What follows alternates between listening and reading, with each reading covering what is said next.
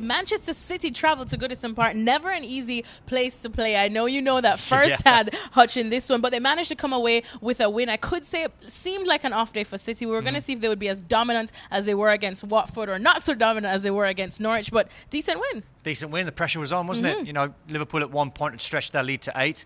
And Goodison's never an easy place to know. Man City know that for a fact. They got smashed there 4-0 a couple of years ago. But it was a good game.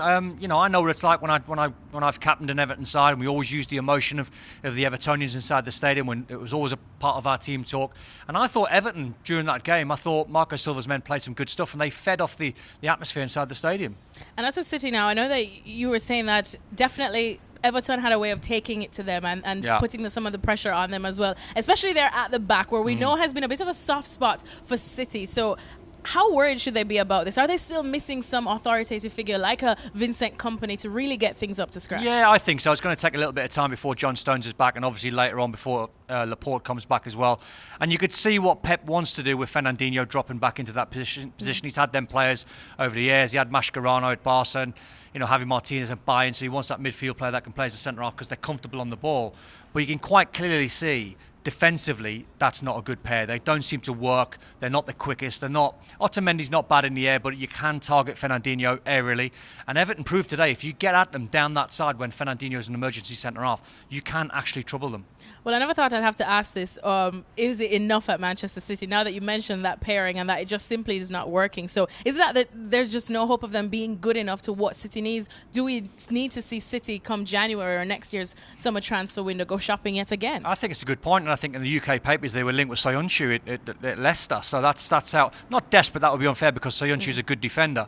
But it might be a case of let's see what happens in terms of who's going to be fit if John Stones comes back and Laporte might be back in a few months' time. We'll wait and see on that one in terms of time-wise.